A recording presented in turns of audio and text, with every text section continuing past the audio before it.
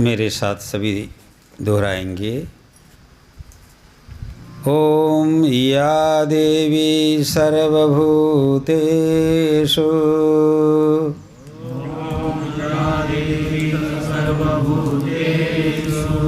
शक्तिरूपेण संस्थिता नमस्तस्यै नमस्तस्यै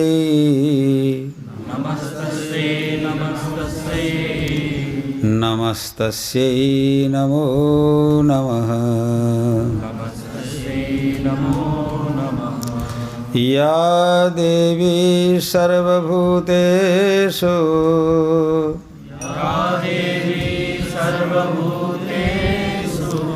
शान्तिरूपेण संस्थिता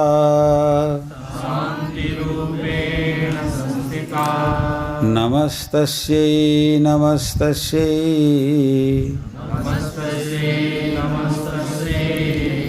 नमस्तस्यै नमो नमः। या देवी सर्वभूतेषु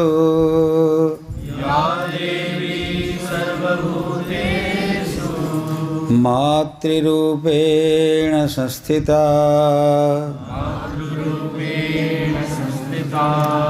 नमस्तस्यै नमस्तस्यै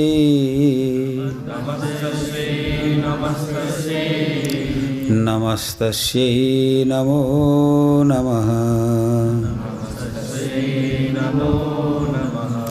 नमस्तस्यै नमो नमः।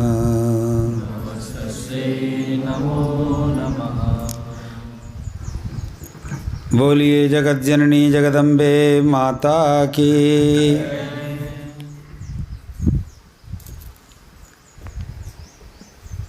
विश्वात्म चेतना परिषद के उपस्थित समस्त सदस्यगण, माताएं, भगवती की कृपा से इस वर्ष भी यह शारदीय नवरात्र अत्यंत आनंद एवं उल्लास तथा निर्विघ्नता पूर्वक संपन्न हुआ। इस क्रम में आज हम ये विजयादशमी पर्व पालन कर रहे हैं। विगत 17 तारीख से भगवती की आराधना, उनकी उपासना, चंडी पाठ, हवन इत्यादि जो भी अनुष्ठान के विधान हैं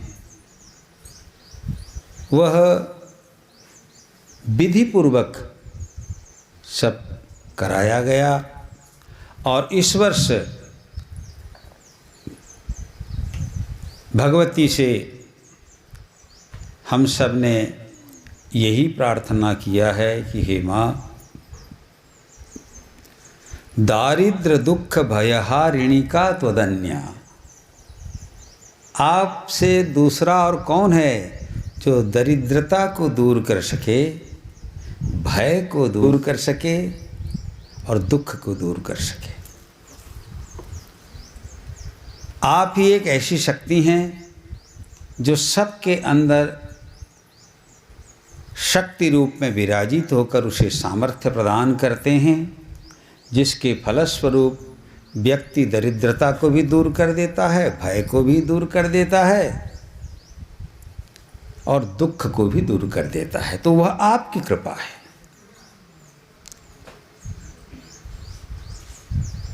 आज सारा विश्व कोरोना महामारी के भय से त्रस्त है, भयभीत है। कोई एक गांव नहीं, एक शहर नहीं, कोई प्रदेश नहीं, अपितु सारा राष्ट्र और यहाँ तक कि सारा विश्व, दुनिया का कोई भी देश ऐसा नहीं है जो कोरोना के भय से भयभीत नहीं है। एक ऐसी महामारी आई कि इसके सामने सबने अभी तक घुटना टेका हुआ है। अभी तक उसका वैक्सीन निकला नहीं है। लेकिन हमारा विश्वास है कि बहुत जल्दी विश्व को इस महामारी के भय से भगवती अवश्य मुक्त करेगी, क्योंकि वह जब प्रसन्न हो जाती हैं तो समस्त प्रकार के भय, दुख, रोग इत्यादि को दूर कर देती हैं।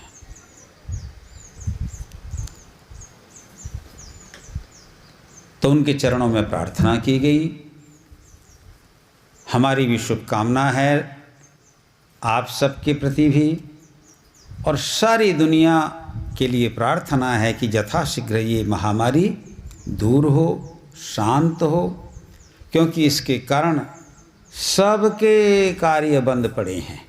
विद्यार्थी पढ़ नहीं पा रहे हैं, कृषक ठीक से खेती नहीं कर पा रहे हैं, व्यापारी व्यापार नहीं कर पा रहे हैं। समाज का हर वर्ग का व्यक्ति इससे प्रभावित है, और इसका कारण और इसके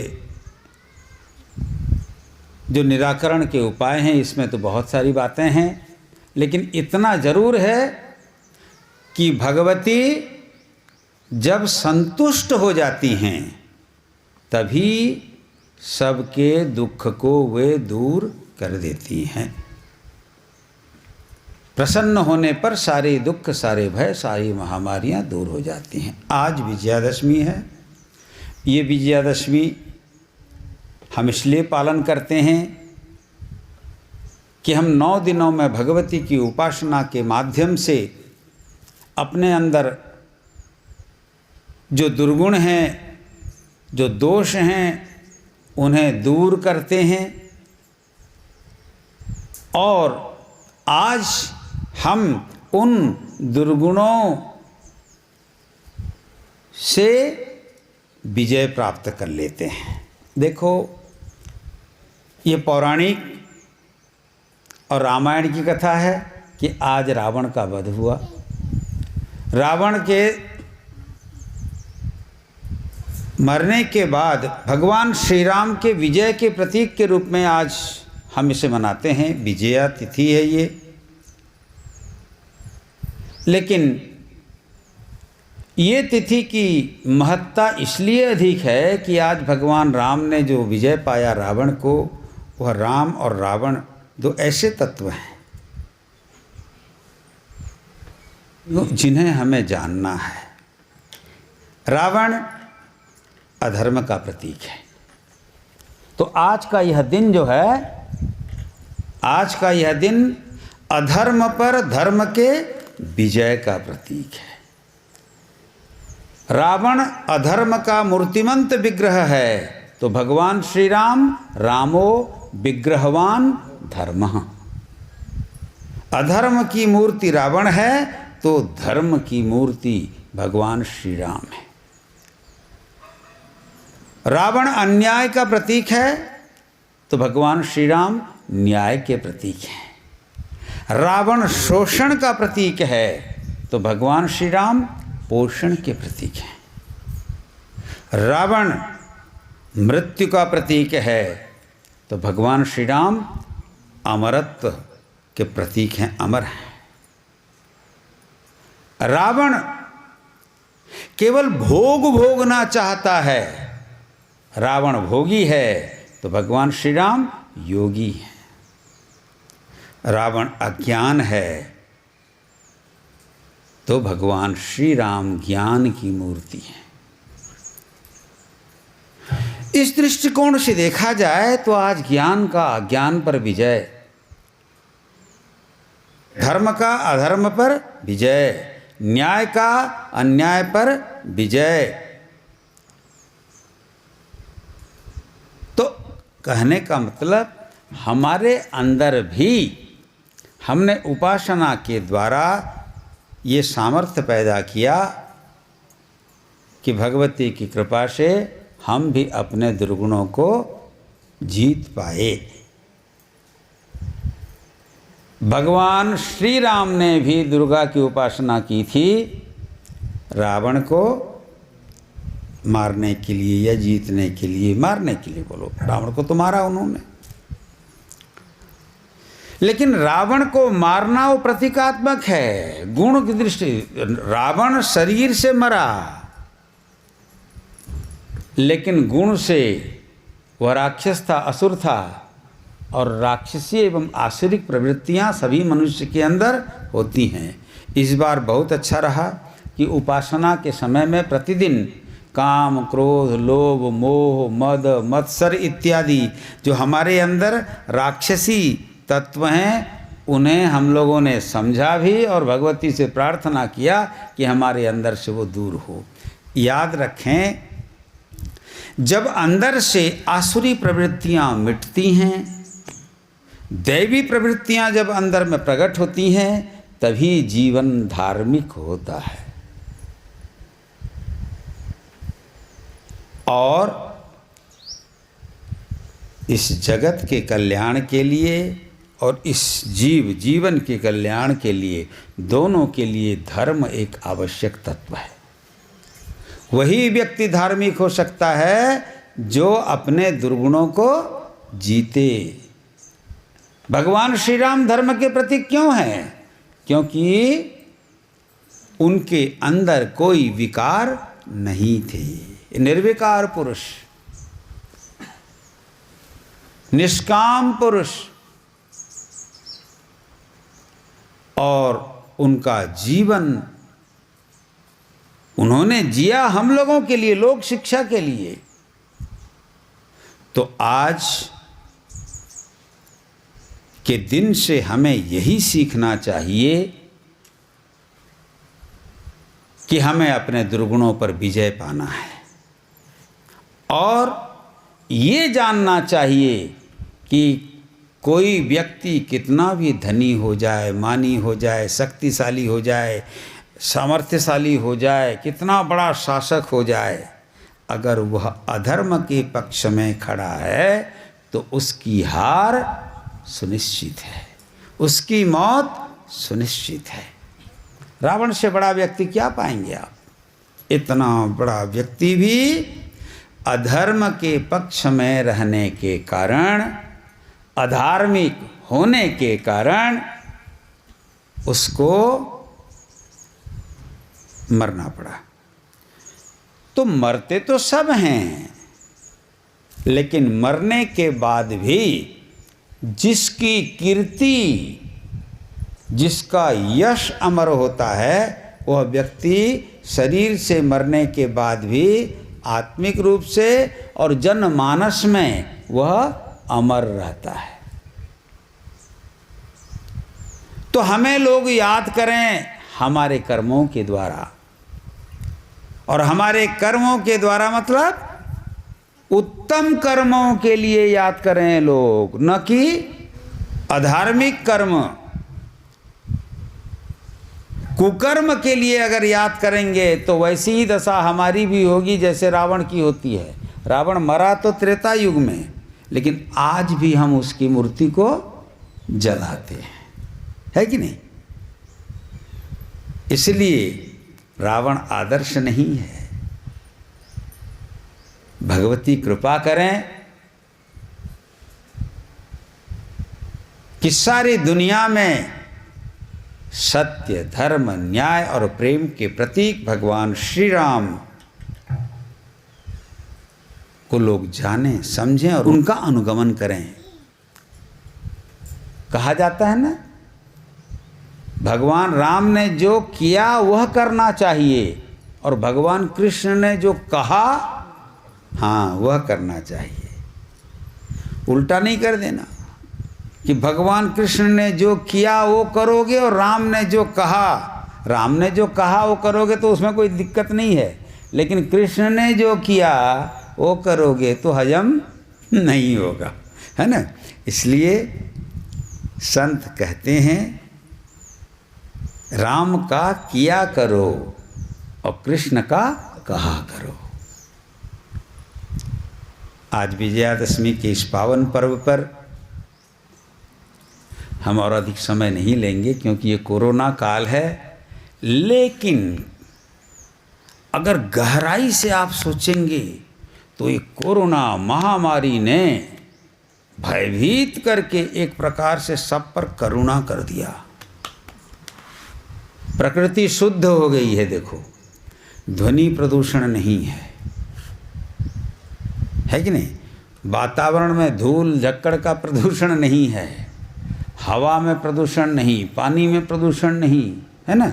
सारे फैक्ट्रियों का जल, गंदा जल जाके गंगा को गंदा बना दिया था। अभी नदी पवित्र, हम लोग क्या कहते हैं? हम द्यौ शांतिरंतरिक्ष गुं शांति पृथ्वी शांति, सभी अब सब तरफ अभी सब शांत हैं। केवल मनुष्य जो है अशांति का वातावरण बनाने के लिए इसके साथ वो लड़ाई करेगा, उसके साथ, ये वातावरण बनाए हुए हैं। अभी कोई लड़ेगा नहीं, क्योंकि जो लड़ेगा वो तो कोरोना से लड़ते लड़ते सब परेशान हैं। तो इसलिए दुनिया के शासकों को, वैज्ञानिकों को, बुद्धिजीवियों को, हर वर्ग के लोगों को ये सोचना चाहिए कि वो स्वतंत्र और स्वच्छंद नहीं है, उनके ऊपर किसी का अंकुश है कि नहीं है? सारी दुनिया में ट्रेन बंद हो गए, फ्लाइट बंद हो गए, बसें बंद हो गई, गाड़ियां बंद हो गई, मार्केट बंद हो गए, केवल एक भूताणु के भय से। जब भूत का अणु इतना भय पैदा कर सकता है, तो प्रत्यक्ष भूत जब प्रकट हो जाए तो, है ना? तो इस भूत को एकमात्र व्यक्ति नियंत्रित करता है, उसका नाम है भूतनाथ, भगवान शिव। भगवान शिव और भगवती ये जगत के माता और पिता हैं। भवानी शंकरो वंदे, वो श्रद्धा विश्वास रूपी तो हैं, लेकिन जगतः पितरौ वंदे पार्वती बागर्था विव संपृक्तो बागर्थ प्रतिपत्तये जगतः पितरौ वंदे पार्वती परमेश्वरौ। भगवती, पार्वती और भगवान महादेव, इनकी कृपा हो तो ही व्यक्ति के जीवन में सुख, शांति, आनंद ये सब आता है, और वही हमारा असली ऐश्वर्य है ना? तो इसलिए हम, बाकी तो जो जैसा कर रहे हैं, लेकिन हम विश्वात्म चेतना परिषद के सदस्यागण कम से कम स्वयं अच्छा सोचें और दूसरों को भी अच्छा सोचने के लिए प्रेरणा प्रदान करें। स्वयं अच्छा करें और दूसरों को भी अच्छा करने के लिए प्रेरणा प्रदान करें। और ये तभी होगा जब हमारा मन निर्मल होगा, हमारा हृदय निर्मल होगा। और हृदय निर्मल होता है, मन निर्मल होता है, ये षड विकारों से मुक्ति पाने पर, जिसके लिए हम उपासना कर रहे थे, साधना कर रहे थे। हरिओम तत्सत। भगवती की कृपा सब पर हो और सभी सुख शांति एवं आनंद पूर्वक रहें। इन्हीं शुभ कामनाओं के साथ हरिओम तत्सत। बोलिए जगत जननी जगदम्बे माता की जय।